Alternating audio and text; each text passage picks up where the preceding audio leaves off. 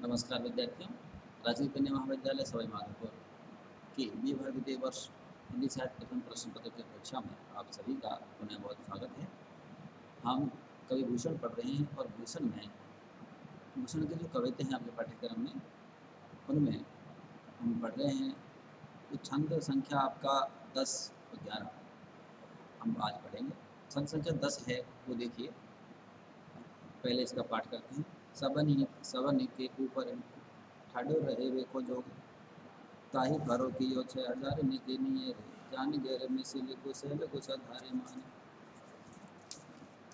जान गैर मिसिल गुसेल गुसाधारे मन, किनो न सलाम ने बचन बुल सिये रे, भूषण बनाते महावीर बल कम लगो, सारी पात साही के उड़ाए गए जिये रे, तमक ते लाल मुख सिवा को निरखे भय, नमक ते लाल मुख सिवा को निरखे भय, शाह मुख नौरंग से पाह मुख पिये रे।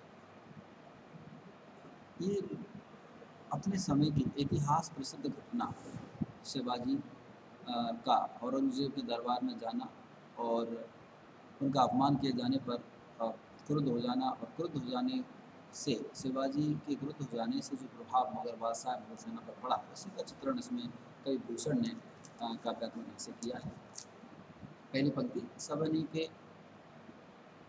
सबन के ऊपर ठाडो रहे हुए के जो, ताही करो कि 6000 निकल गए। शिवाजी जो महाराज थे, वो अपनी राष्ट्रीय चेतना के कारण, अपने हिंदू धर्म संस्कृति की रक्षा करने की जो दृष्टि है, उसके कारण अपने युग के सभी राजाओं के ऊपर खड़े होने का योग रखते, अर्थात उच्च स्थान रखते थे।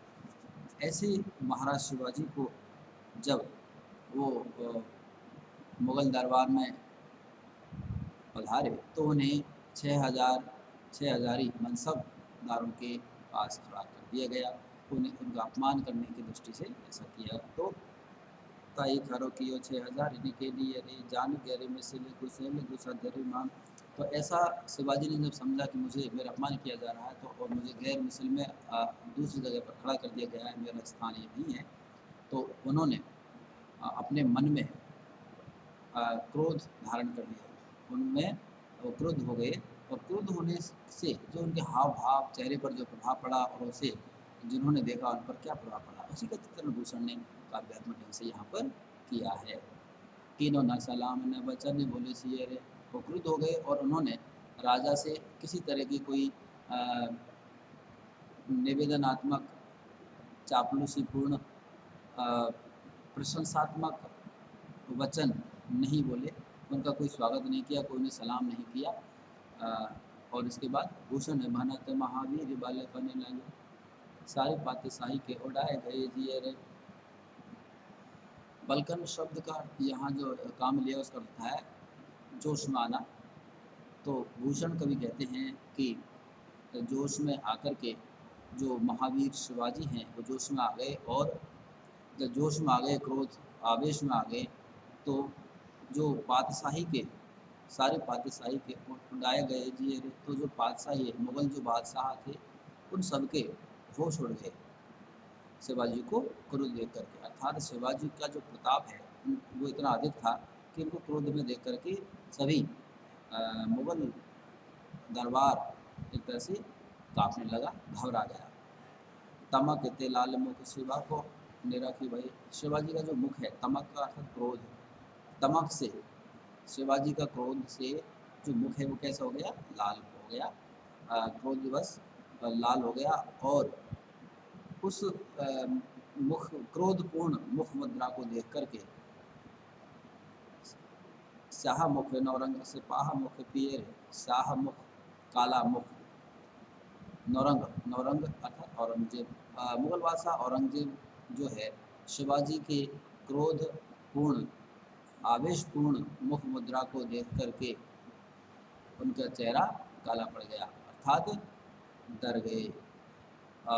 सिपाह मुख पिये रे, और उनके जो सिपाही है उनका मुख भी क्या हो गया, पीला पड़ गया। काला पड़ना, पीला पड़ना, ये मुहावरे उनका प्रयोग सेवा कवि ने यहाँ उसमें काम में लिया है, भाषा में, कविता में उनका सुंदर प्रयोग यहाँ देखने को मिल सकता है। तो यहाँ मुग़ल दरबार शिवाजी के प्रताप, फौज और वीरता की वजह से जो उनके मुग़ल शासक औरंगज़ेब, उनके सेनापति और समस्त सेना, सिपाही सभी घबरा गए, डर गए। उसका चित्रण यहाँ पर शिवाजी के जो प्रताप है, जो महिमा है, जो शौर्य है, उसका चित्रण कवि भूषण ने यहाँ पर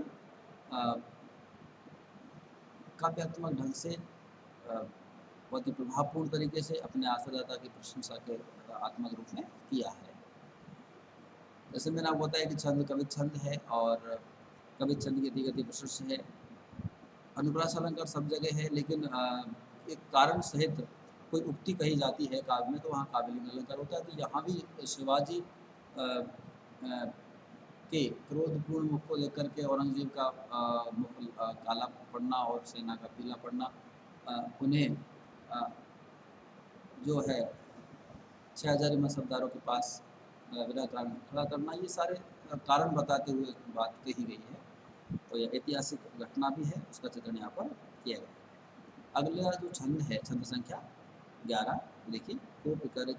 कोप कर चढ़ महाराज शिवे राज भी धौसा की दो कारते पहाड़ धरे कते हैं मेरे कुंभे मते बराए सोने ते फुहारे छूटे काला कर छिते नाल लाखो धरे कते हैं मारे रन जौन के जवान खोरासान के दे मारे रन जौन के पूरा सान के दे काटे काटे दाही दाव छाते धरे कते हैं रन भूमि लेटे बेचा पेटे पठे नेटे पेरे रन भूमि लेटे बेचा पेटे पठे नेटे पेरे रुदरे लपेटे मोगे लेटे भारे कते हैं।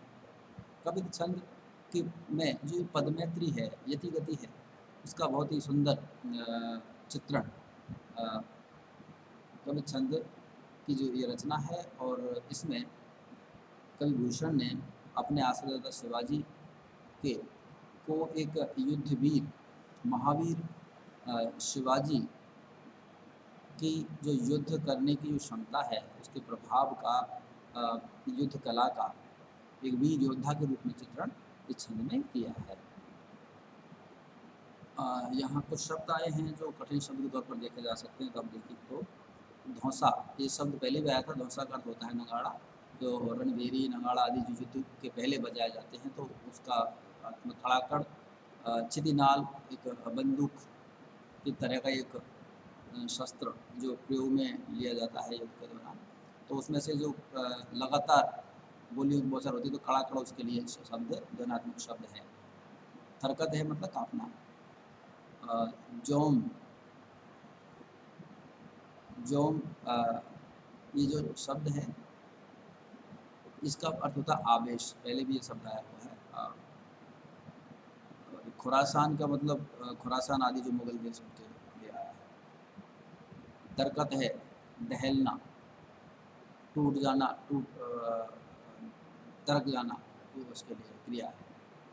पठनेटे यानी पठान, परे पड़े, ये इस तरह के कुछ शब्द हैं। और कुंभ का मतलब आप जानते हैं, कुंभी हाथी के लिए आया है। कोप कर चढ़े महाराज शिवराज ने धौसा की दोकारते पहाड़ दर कर। जब महाराज शिवाजी कोप कर, क्रोध आवेश में आकर, उत्साह भर करके युद्ध के लिए प्रस्थान करते हैं, तो उसकी सेना, चतुरंगी सेना के साथ जब प्रस्थान करते हैं युद्ध में, तो क्या होता है, धौसा की दुकार थे पहाड़ दरकत हैं। उनके जो युद्ध भूमि में प्रस्थान करने के लिए जो पहले नगाड़ा, रणभेरी आदि जो वाद्य यंत्र बजाए जाते हैं, उसकी जो आवाज़ है, उसकी तीव्रता से इतनी तेज़ आवाज़ होती है कि शिवाजी युद्ध में जाने वाले हैं कि जो पहाड़ हैं वही दरक पड़ते हैं, पहाड़ ही बिखर जाते हैं, टूट जाते हैं। तो ऐसा कभी कहते हैं। गिरे कुंभे मते वारे सुनत फुहारे छूटे काड़ा कड़े चिते नाले लाखों थारे कहते हैं। तो युद्ध के दौरान महाराज शिवाजी युद्ध करते हैं, तो जो सेना के जो हाथी हैं, अब वो हाथी पर सवार योद्धा के साथ में हाथी भी उनकी तलवारों का सामना करते हैं, और वो भी कट करके कुंभ मध्य वारे सुरनित फुहारे फूटे। जब वो उनकी सूढ़ें कटती हैं, शरीर के और अंग कटते हैं, तो जो है खून के फुहारे से फूटने लगते हैं। कड़ाकड़ चितिनाल लाखों थर करते हैं, और जो लगातार वो बार पर वार करते हैं, तो बंदूक की गोली की तरह लाखों जो सैनिक है वो धराशायी हो जाते हैं। मारे रन जोम के जवान खुरासान के थे, और उन्होंने आबिशमा करके खुरासान के जो मुग़लों के जो सेना के सिपाही थे, वो कितने ही अर्थात असंख्य जो सैनिक हैं अकेले शिवाजी ने मार दिए। काटे काटे दाही दावे छाती दरकत है, और काट काट करके सब पटक दिए, और उनकी जो छाती है दावाग्नि, उनको मार मार के उसको जला दिया। रणभूमि लेटे वे चपेटे पठे नेटे परे, और कवि कहते हैं कि रण शिवाजी की जो युद्ध वीर योद्धा की जो मारक क्षमता की वजह से रणभूमि में जो पठान सैनिक थे वो सभी पड़े हुए थे, रुधिर लपेटे, और पूरी तरह से रुधिर में से सने हुए थे, लपेटे सने हुए मुगलेटे पर खत हैं। और जो मुग़ल सैनिक थे उन वो भी ऐसी स्थिति में देख करके वो उनको फरकत हैं, उनके भी दिल दहलने लगते थे, तो या अंग फड़कने लगते थे। फरकत है मतलब अंग फड़कने लगते थे, अर्थात वो सभी अपने शिवाजी के महाराज शिवाजी के प्रभाव से जो है डर गए थे, कांपने लगे थे, और उनके भी अंग फड़कने लग गए थे। तो यहाँ जो एक वीर योद्धा के तौर पर सबसे ज़्यादा प्रशंसा की गई है और उसका चित्रण यहाँ किया गया है, तो युद्धों का सजीव जो चित्रण किया गया है उसको उदाहरण के तौर पर आप छंदो रख सकते हैं। और वीरस का उदाहरण है ही,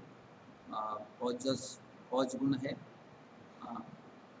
कवित छंद की यतिगति प्रशस्त है, जैसे मैंने आपको बताया कि वीरस के रूप इसमें चित्रण किया गया है। और अलंकार दृष्टि से हम देखें तो यहाँ जो है अनुप्रास आपको मिलेगा, और कुछ जो शब्द हैं ये